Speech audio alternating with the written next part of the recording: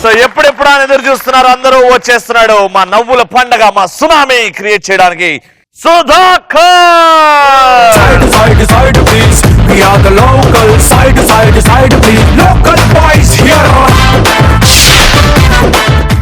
నేను మూలికలు అమ్ముతుంటానండి. అడవిలో తిరిగి తిరిగి తిరిగి తిరిగి చాలా అద్భుతాలు మూలికలు తీసుకొచ్చారు. ఈ మూలికలు ఏంటంటే చాలా ఏళ్ల నుంచి మా తాత మా నాన్న చేశాడు.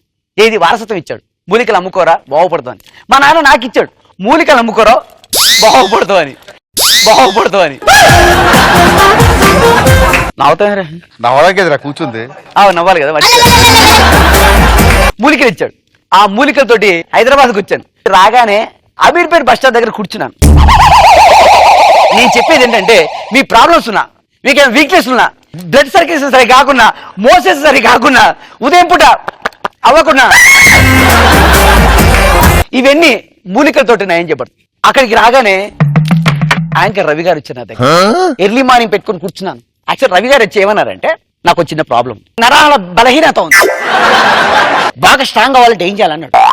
ఒకటి ఇచ్చాను. ఇది మార్నింగ్ ఒక చెంచవాడు, ఆఫ్టర్నూన్ ఒక చెంచవాడు, నైట్ ఒక చెంచవాడు వాడాడు. ఎర్లీ మార్నింగ్ నా దగ్గరకు వచ్చాడు. ఏమైందంటే మోసేసి పెట్టాడు అన్నాడు. మేము దేనికైతే ఇస్తామో దానికే వాడాలి, వేరే వారికి వాడమనుకోండి డిఫరెంట్ గా ఉంటుంది. రే రే అది చేతిలో తీసేయచ్చు కదరా. ఎవరో ఇది ఇచ్చింది. తీరా వస్తే రవి ఒక ప్రముఖ యాంకర్ అయిపోయాడు. దేనివల్ల? పుల్ల వల్ల. నా పుల్ల చిచి, నీ పుల్ల కాదు, నా పుల్ల నీ పుల్ల కాదు. ఇక్కడ ఈ పుల్ల వల్ల రవి ఒక ప్రముఖ యాంకర్ అయ్యాడు. అంటే మీ దగ్గరికి రాకముందు రవి గారు ఎలా నడుచుకొచ్చారు? ఎలా వచ్చి సార్ మరి ఘోరం. 6 గంటలకు ఉదయం పొద్దున 6 గంటలకు ఎట్లా వచ్చారంటే ఇట్లా నడిచాడు. ఇట్లా 10 రోజుల తర్వాత ఇంకొక యాంకర్ వచ్చింది, శ్రీముఖి. రవిని చెప్తే శ్రీముఖి ఎలా వచ్చిందంటే నా దగ్గరికి మోకాల బలైనత. నేను చాలా బెటర్ కదరే.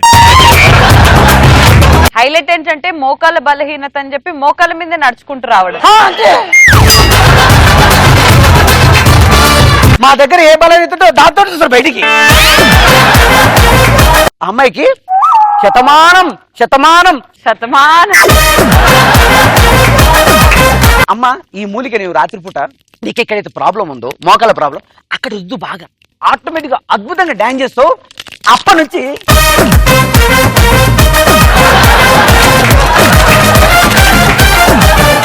నేను ఇచ్చిన ఈ పుల్ల, ఈ చెక్క, ఈ రెండు వాడి అద్భుతాల ప్రయోజనాలు ఉన్నాయి. ఉదాహరణకి నేను ఒక ఆర్టిస్ట్ని పిలుస్తున్నాను, ఒక మూలిక స్మెల్ చూపిస్తాను, అక్కడ ఉన్న నిజాలు అన్ని కట్టు పట్టపట్ట చెప్పిస్తాడు. ఏమండి మీరు రండి భాస్కర్ గారు.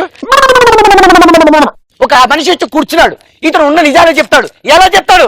నా మూలిక స్మెల్ చూపిస్తే అద్భుతంగా నిజాలు చెప్తాడు. నా మూలికని ఒకసారి రుద్దితే అద్భుతంగా ఇస్తాడు. నా మూలికని ఒకసారి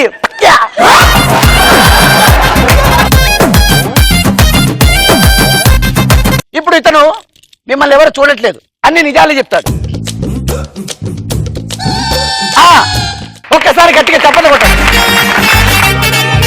భాస్కరా ఇక్కడ ఒక యువకుడు కూర్చున్నాడు. వాడు ఏ షర్ట్ వేసుకున్నాడు? రైట్ సైడ్ లో. యువకుడు అంటే మంది ఉన్నారు. ఎవడో యువకుడు?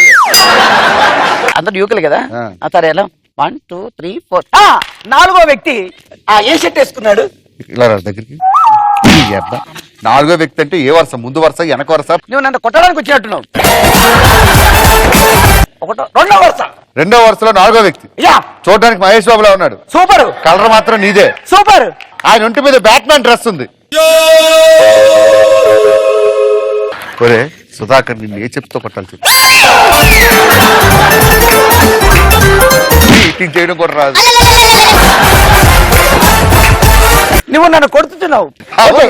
ముందు వరుసలో 3వ వ్యక్తి అని చెప్పకుండా వెనకాల 2వ వరుసలో 4వ వ్యక్తి అంటే ఎవరు తెలుస్తుంది? 1 2 3 3వ వరుస. 2వ వరుస చెప్పాను. నా మూలిక సరిగ్గా పనిచేయలేదు, అర్థమైంది.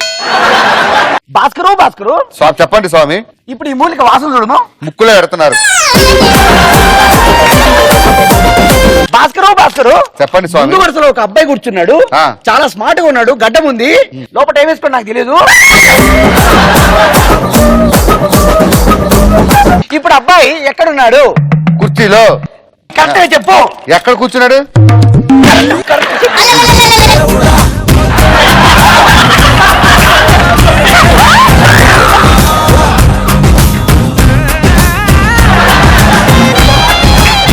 నేను మెల్లగా తగ్గుతాను, పంటలు బాగుపడ్డది. కట్ చేసి మళ్ళీ ఫస్ట్ నుంచి చూసుకోండి.